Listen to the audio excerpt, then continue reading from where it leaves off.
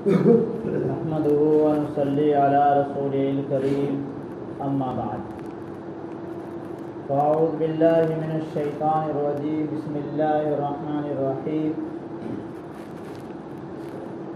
من عمل صالحا من ذكر أو أنثى وهو مؤمن فلنحيينه حياة طيبة ولنجزينهم بأحسن ما كانوا يعملون صدق اللہ العظیم. درود شریف پڑھو. اللهم صل على سيدنا ومولانا محمد وعلى آل سيدنا ومولانا محمد وبارك وسلم. اللهم صل على سيدنا ومولانا محمد وعلى آل سيدنا ومولانا محمد وبارك وسلم. اللهم صل على سيدنا ومولانا محمد وعلى آل سيدنا ومولانا محمد وبارك وسلم. میرے عزیز بھائی اور بزرگوں، میں نے آپ حضرات کے سامنے قرآن کریم کی آیت پڑھی. اللہ تبارک و تعالی ارشاد فرماتے ہیں کہ جو شخص ایمان لے کر آیا اور نیک اعمال کیے، اس دنیا کی زندگی میں ہم ان کو اچھی زندگی عطا کریں گے. فَلَنُحْيِيَنَّهُ حَيَاةً طَيِّبَةً، اس دنیا میں ہم اس کو بہترین زندگی عطا کریں گے اور مرنے کے بعد ہم اس کو اتنا بہترین بدلہ دیں گے کہ جس کے بارے میں وہ سوچ بھی نہیں سکتا ہے. آج آپ دیکھیے کہ ہر انسان حیران اور پریشان ہے. کسی بھی انسان سے آپ پوچھئے تو وہ اپنی تکلیفوں کی شکایت کرتا ہوا نظر آئے گا. آپ اس کا حال چال جب پوچھیں گے تو وہ شکایتوں کی لڑی لگا دے گا. ایک نہیں، بہت ساری تکلیفیں ایک سانس میں گنا جائے گا. ان پریشانیوں اور ان تکلیفوں کی سب سے بڑی وجہ کیا ہے؟ سب سے بڑی وجہ یہ ہے کہ ان تکلیفوں کو جو دور کرنے والا اللہ ہے اس سے ہمارا تعلق ٹوٹ چکا ہے. اللہ تعالیٰ فرماتے ہیں کہ جس انسان نے اس دنیا کے اندر دو کام کیے ان کو میں بہترین زندگی عطا کروں گا. نمبر ایک، جو شخص ایمان لے کر آیا. نمبر دو، اس نے ایمان لانے کے بعد اس دنیا کی زندگی میں نیک اعمال کیے، اچھے عمل کیے، اچھے کام کیے. اللہ تعالیٰ فرماتے ہیں کہ ان دو کاموں کا کرنے والا اس دنیا کی زندگی میں کبھی پریشان نہیں ہوگا. میرے عزیز بھائیوں، اگر آج ہماری زندگیاں پریشان ہیں، اگر ہم اور آپ اگر تکلیفوں سے گزر رہے ہیں تو ہمیں ان باتوں کے بارے میں سوچنے کی ضرورت ہے. پہلا تو ہم نے کام کر لیا، ہم ایمان لے کر آ گئے. اب دوسرا جو کام ہے وہ باقی ہے نیک اعمال کا. اب ہم میں سے ہر ایک سوچے کہ ہماری زندگیوں میں کتنے نیک اعمال ہیں اور کتنی ہماری زندگی رب چاہی زندگی گزر رہی ہے اور کتنی ہماری زندگی خود چاہی زندگی گزر رہی ہے. اگر ہم غور کریں گے تو ہمیں یہ بات سمجھ میں آئے گی کہ ہماری جو زندگی ہے وہ رب چاہی نہیں ہے، خود چاہی زندگیاں گزر رہی ہے، جس کی وجہ سے یہ پریشانیاں ہمارا مقدر بن چکی. فرماتے ہیں کہ اگر ہم نے اپنے اعمال کو سدھار لیا، اگر ہم نے اپنے اعمال کو اچھا کر لیا تو اللہ تبارک و تعالی ہمارے حالات کو اچھا کر دیں. ہم یہ کہتے ہیں کہ بھئی پہلے حالات اچھے ہو جاویں، اس کے بعد پھر ہم جو ہے نیک اعمال کرنے لگ جائیں گے. ایسا نہیں ہو سکتا. اللہ تبارک و تعالیٰ کا نظام ہے، اس کی ترتیب ہے، ہر کام میں اس کا نظام ہے، اس کے نظام ہی سے سارا کام اچھا ہوتا ہے. اگر کسی کو کھیتی سے اناج اگر حاصل کرنا ہے تو بیج بونا پڑے گا، اس کے بعد میں سارا کام کرنا پڑے گا. 4 مہینے انتظار کرنا پڑے گا، اس کے بعد میں جا کر کھیتی حاصل ہوگی۔ اب کوئی آدمی یہ کہے کہ نہیں اناج ڈالتے ہی کھیتی حاصل ہو جانی چاہیے، تو یہ اللہ تبارک و تعالیٰ کا نظام نہیں ہے، اس کے بغیر یہ کام نہیں ہو سکتا۔ اگر کوئی آدمی یہ چاہے کہ میرے گھر پر اولاد ہو، بچہ یا بچی ہو، اور وہ یہ کہے کہ میں شادی نہیں کروں گا، تو اب آپ بتلائیے کتنی بھی اس کے لیے دعائیں کر دی جاوے، اس کے یہاں اولاد نہیں ہو سکتی۔ کیوں؟ اللہ تبارک و تعالیٰ نے شادی کا نظام بنایا ہے، جب وہ شادی کرے گا اس کے بعد میں اللہ تبارک و تعالیٰ نے اگر اس کے مقدر میں لکھا ہے تو اس کو اولاد ملے گی۔ یہی حال ہمارا ہے کہ اگر ہم اپنے حالات کو، اپنی تکلیفوں کو اگر دور کرنا چاہتے ہیں تو ہمیں اس دنیا کے اندر رہتے ہوئے نیک اعمال کرنے پڑیں گے، اس کے بعد اللہ تبارک و تعالیٰ حالات کو درست کر دیں گے۔ آپ دیکھیے، اگر ہم اس بات کو قرآن کریم سے سمجھنا چاہتے ہیں تو اللہ تبارک و تعالیٰ نے سورہ یوسف میں ایک بچے کا واقعہ ذکر کیا ہے کہ وہ بچہ جو اپنے ماں باپ سے دور ہو گیا، جو اپنے بھائیوں سے دور کر دیا گیا اور جنگلوں کے اندر لے جا کر اس کو کنویں میں ڈال دیا گیا جہاں پر اس کا کوئی سہارا نہیں۔ بھائی یہ سمجھے کہ بچہ ختم ہو جائے گا اور ہمارا پیچھا چھوٹ جائے گا، لیکن حضرت یوسف علیہ السلام جب وہ جوان ہوئے، لمبا چوڑا ہے، جب وہ جوان ہوئے تو اللہ تعالیٰ فرماتے ہیں کہ ہم نے ان کو علم اور حکمت اور دانائی عطا کی، اور جو انہوں نے اپنے باپ حضرت یعقوب علیہ السلام سے سبق سیکھا تھا، اللہ تبارک و تعالیٰ کی عبادت کا جو انہوں نے سبق سیکھا تھا، اس سبق کو انہوں نے کبھی نہیں چھوڑا اور نیکی والی زندگی گزارتے رہے، یہاں تک کہ مصر کے بادشاہ کے محل میں پہنچے، اور وہاں پر مصر کی جو بیوی تھی، مصر کے بادشاہ کے گھر والی زلیخا نامی عورت، اس نے حضرت یوسف علیہ السلام کو گناہ کی طرف راغب کیا، لیکن انہوں نے اس کی طرف مڑ کر بھی نہیں دیکھا۔ نتیجہ کیا نکلا کہ عورت نے کہا کہ اگر آپ میرے ساتھ میں یہ کام نہیں کریں گے تو میں تم کو جیل بھیجوا دوں گی۔ حضرت یوسف علیہ السلام نے فرمایا کہ جیل مجھے پسند ہے لیکن میں اللہ کی نافرمانی نہیں کروں گا۔ نتیجہ کیا نکلا کہ حضرت یوسف علیہ السلام کو بے قصور بغیر غلطی کے جیل جانا پڑا۔ بہرحال ایک وقت وہ آیا، اللہ تبارک و تعالیٰ نے مصر کا بادشاہ حضرت یوسف علیہ السلام کو بنا دیا کہ مصر کے بادشاہ نے ایک خواب دیکھا کہ میں یہ خواب دیکھ رہا ہوں کہ 7 موٹی گائیں ہیں اور 7 پتلی دبلی گائیں ہیں، جو موٹی گائیں ہیں وہ پتلی دبلی گائیں کو کھائے جا رہی ہیں۔ تو حضرت یوسف علیہ السلام کے ساتھ میں 2 آدمی جیل میں بند تھے، ان میں سے ایک کو چھوڑ دیا گیا تھا، اس نے کہا کہ اس خواب کی تعبیر میں لا کر بتلا دوں گا۔ تو وہ یوسف علیہ السلام کے پاس آیا اور حضرت یوسف علیہ السلام نے خواب کی تعبیر دی، تو بادشاہ کو وہ تعبیر بہت پسند آئی بات۔ بادشاہ نے کہا کہ ان کو بلا کر لے آئیے۔ جب قاصد حضرت یوسف علیہ السلام کے پاس جیل میں پہنچا تو حضرت یوسف علیہ السلام نے فرمایا کہ پہلے اس بات کا فیصلہ کر لیا جائے کہ میں نے وہ جرم کیا یا نہیں کیا، کہ بھئی غلطی میری یا عورتوں کی غلطی تھی۔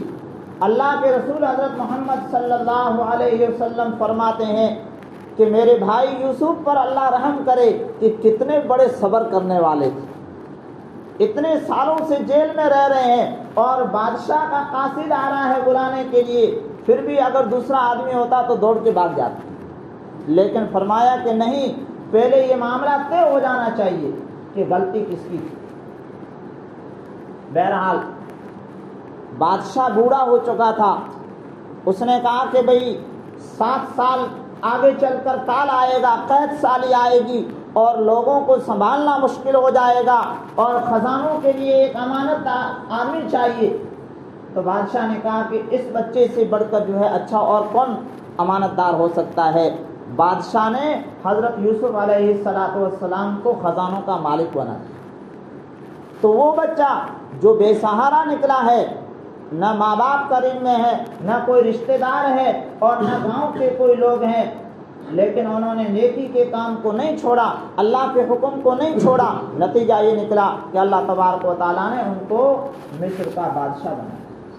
میرے عزیز بھائیو، اگر ہم حالات کو اگر سدھارنا چاہتے ہیں، اگر ہم یہ چاہتے ہیں کہ ہمارے بچے ہماری بات کو مانیں، ہمارے گھر والے ہماری بات کو مانیں، ہمارے گھر میں سکون اور آرام ہو، آپسی جو ہے جھگڑے نہ ہو، فساد نہ ہو، گھروں میں برکتیں ہو، تو اس کے لیے ہمیں اللہ تبارک و تعالیٰ کے حکم کو ماننا پڑے گا، نیک اعمال کرنے پڑیں گے۔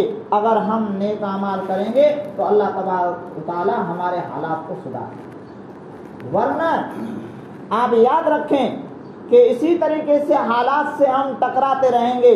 اگر ہم نیکی کے راستے پر نہیں آئے، من مانی زندگی اگر گزرتی رہی تو اسی طریقے سے حالات سے ٹکراتے ٹکراتے ختم ہو جائیں گے اور قبروں میں چلے جائیں گے، کبھی بھی حالات جو ہے اچھے نہیں ہوں گے۔ دوسری بات فرمائی کہ جو بندہ اللہ تبارک و تعالیٰ سے اپنے معاملات کو صحیح کر لیتا ہے، اللہ تبارک و تعالیٰ اس کے کاموں کو درست فرما دیتے ہیں۔ اگر بندہ آخرت کے اعمال کو اگر درست کر لیتا ہے، آخرت والے جو اعمال ہیں، کام ہیں، ان کو اگر وہ درست کر لیتا ہے تو اللہ تبارک و تعالیٰ اس کے دنیا کے جو کام ہیں اس کو درست فرما دیتے ہیں۔ اگر یہ بات اگر ہمیں سمجھنی ہے تو صحابہ کرام کی زندگی کو دیکھو۔ ایک وقت وہ تھا کہ کوئی بھی آدمی عرب میں بادشاہی کرنا نہیں چاہتا تھا۔ کیوں؟ اس لیے کہ وہ یہ کہتے تھے کہ یہ بدو اور ان پڑھ لوگ ہیں، یہ جانوروں جیسے ہیں، ان کے اوپر کون حکومت کرے گا۔ لیکن وہ وقت آیا کہ جب اسلام زندگیوں میں آیا تو یمن سے ایک عورت نکلی اور مدینہ منورہ پہنچی ہے، کتنے 100 کلومیٹر کی دوری، لیکن کوئی بھی اس عورت کو چھیڑنے والا نہیں۔ اتنا امن اور سکون تھا۔ جب اسلام زندگیوں میں آیا تو وہ سکون کو ساتھ میں لے کر آیا۔ حضرت انس بن مالک رضی اللہ تعالیٰ عنہ فرماتے ہیں کہ اسلام کی برکت سے، نیک اعمال کی برکت سے اللہ تبارک و تعالیٰ نے ہمارے مال میں وہ برکتیں عطا کی، فرماتے ہیں کہ کلہاڑے سے ہم سونے کو توڑا کرتے تھے، کلہاڑے سے سونا توڑا جاتا تھا۔ آپ اندازہ لگائیے کہ وہ تولوں اور گراموں کے حساب سے نہیں ہوگا۔ اللہ تبارک و تعالیٰ نے نیکی کی برکت سے وہ زندگیاں عطا کی۔ اور جب اسلامی حکومت میں اتنا سارا پیسہ آیا تو حضرت عمر رضی اللہ تعالیٰ عنہ کے دور میں جب وہ امیر المومنین تھے تو انہوں نے ہر بچے کا وظیفہ متعین کیا۔ پہلے انہوں نے یہ طے کیا کہ جب بچہ دودھ چھوڑ دے گا تو اس وقت اس کا وظیفہ شروع کیا جائے گا، بچوں کو وظیفہ دیا جائے گا۔ تو حضرت عمر رضی اللہ تعالیٰ عنہ کا ایک رات کسی گھر کے پاس سے گزر ہوا تو ماں بچے کو دودھ چھوڑانے کی کوشش میں لگی ہوئی تھی۔ کیوں؟ ماں کو یہ فکر تھی کہ بچہ جلدی سے اگر دودھ کو چھوڑ دے تو اس کا وظیفہ شروع ہو جائے۔ حضرت عمر رضی اللہ تعالیٰ عنہ کی آنکھوں میں آنسو آئے۔ صحابہ کرام فرماتے ہیں کہ صبح جب حضرت عمر رضی اللہ تعالیٰ عنہ نے نماز پڑھائی تو وہ اتنے زار و قطار رو رہے تھے کہ ہمیں جو ہے قرات بھی سمجھ میں نہیں آ رہی تھی۔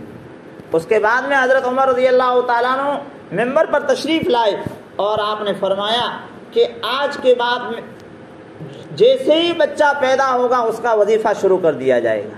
دودھ چھوڑانے کی شرط نہیں ہے، کیوں؟ مائیں جو ہے دودھ سے پہلے ہی بچوں کو دودھ چھوڑانے کی کوشش کر رہی ہے، اور ہر بچے کا وظیفہ متعین کیا۔ آپ اندازہ لگائیے کہ کتنی فراوانی آئی ہوگی۔ اور آج ہم ہر انسان جو ہے پریشان، دنیا دنیا دنیا، بس مرے جا رہا ہے مرے جا رہا ہے مرے جا رہا ہے، لیکن دنیا ہے کہ بھئی اس کا ساتھ دینے کے لیے تیار نہیں ہے۔ جب ہم آخرت والے اعمال کو اگر سدھار لیں گے تو اللہ تعالی ہمارے دنیا کے کاموں کو سدھار دے گا۔ ہاں، حضرت امام ابو یوسف رحمۃ اللہ علیہ، جو امام اعظم ابو حنیفہ رحمۃ اللہ علیہ کے شاگرد ہیں، قاضی القضات تھے، بہت بڑے فقیہ ہیں، بہت بڑے محدث ہیں، قاضی القضات تھے۔ ہارون رشید جو اپنے وقت کا بادشاہ تھا، وہ اپنے محل میں بیٹھا ہوا ہے کہ کیا دیکھتا ہے کہ امام ابو یوسف رحمۃ اللہ علیہ درس دینے کے لیے، سبق پڑھانے کے لیے تشریف لے جا رہے ہیں۔ جب وہ درسگاہ کے قریب پہنچے ہیں تو شاگرد جو ہے پیچھے سے لڑ رہے ہیں آپس میں۔ ایک شاگرد کہتا ہے کہ استاد کے جوتے میں اٹھاؤں گا، دوسرا شاگرد کہتا ہے کہ نہیں، جوتے میں اٹھاؤں گا۔ تو ہارون رشید یہ سارا منظر دیکھ رہا تھا کہ دو طالب علم آپس میں لڑ رہے تھے۔ پھر ان دونوں طالب علموں نے یہ شکل نکالی کہ ایک کپڑا لیا اور دونوں جوتے اس کپڑے کے اندر رکھے، اور ایک کنارہ ایک ساتھی نے پکڑا اور دوسرا کنارہ دوسرے ساتھی نے پکڑا کہ دونوں کو برکت حاصل ہو جاوے۔ ہارون رشید جو ہے اپنی گھر والی سے کہتا ہے، بادشاہ کی جو رانی ہے اس سے کہتا ہے کہ ہم یہ کہتے ہیں کہ بھئی ہم بادشاہ ہیں، ہم بادشاہ نہیں ہیں، بادشاہی تو ان اللہ والوں کے پاس ہے کہ ان کے جوتے اٹھانے کے لیے آپس میں لڑائیاں ہو رہی ہیں، اور ہماری طرف جو ہے جوتے تو کیا اٹھائے، کوئی جو ہے دیکھنے کے لیے تیار نہیں۔ میرے عزیز بھائیو، جب اسلام جو ہے زندگیوں میں آتا ہے، جب انسان اپنے آپ کو اللہ اور اللہ کے رسول صلی اللہ علیہ وسلم کے حوالے کرتا ہے، تو پھر لوگ جو ہے جوتیاں اٹھانے کے لیے ترستے ہیں۔ اللہ والے جو ہوتے ہیں، اللہ کے ولی جو ہوتے ہیں، اولیاء اللہ، ان کے پاس کیا ہوتا ہے؟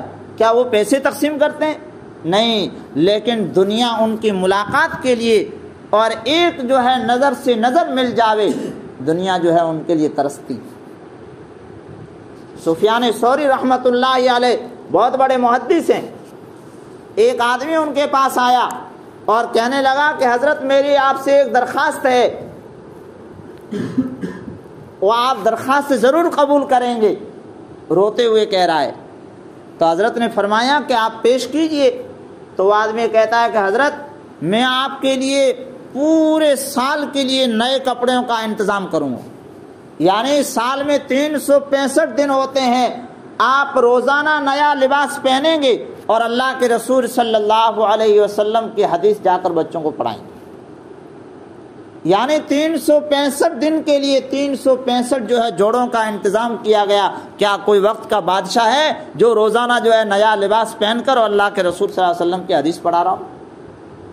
میرے عزیز بھائیو، یہ چیزیں کیسے ملتی ہے؟ جب انسان آخرت والے اعمال کو کرتا ہے تو اللہ تبارک و تعالی دنیا کے کاموں کو سنوار دیتے ہیں، دنیا کے حالات کو درست کر دیتے ہیں۔ اور آج ہمارا حال کیا ہے؟ ہمارا حال یہ ہے کہ ایک کام درست ہوگا، پیچھے سے 3 کام جو ہے خراب ہو جائیں گے۔ اب ان 3 کاموں کو جو ہے درست کرنے کے لیے ایڑی چوٹی کا زور لگایا جا رہا ہے۔ جیسے 3 کام جو ہے ابھی درست نہیں ہوں گے، 6 کام اور بگڑ جائیں گے۔ ہوتے ہوتے ہوتے پوری زندگی ختم ہو جاتی ہے، انسان جو ہے نیکیوں سے دور رہ کر۔ میرے عزیز بھائیو، آخری بات عرض کر دوں، اللہ تبارک و تعالی ہم پر جو ہے رحم فرمائے کہ آج ہماری زندگیوں میں کتنی غفلت آئی ہے کہ نماز جیسی اہم عبادت جو رب العالمین نے اپنے پیارے آقا حضرت محمد صلی اللہ علیہ وسلم کو عرش پر بلا کر یہ تحفہ امت کو عطا کیا تھا۔ حضرت موسیٰ علیہ السلام نے اللہ تبارک و تعالیٰ سے درخواست کی تھی کہ یا اللہ، میں آپ کا دیدار کرنا چاہتا ہوں، میں آپ کو دیکھنا چاہتا ہوں۔ اللہ تعالیٰ نے فرمایا کہ لن ترانی، کہ آپ مجھے نہیں دیکھ سکتے۔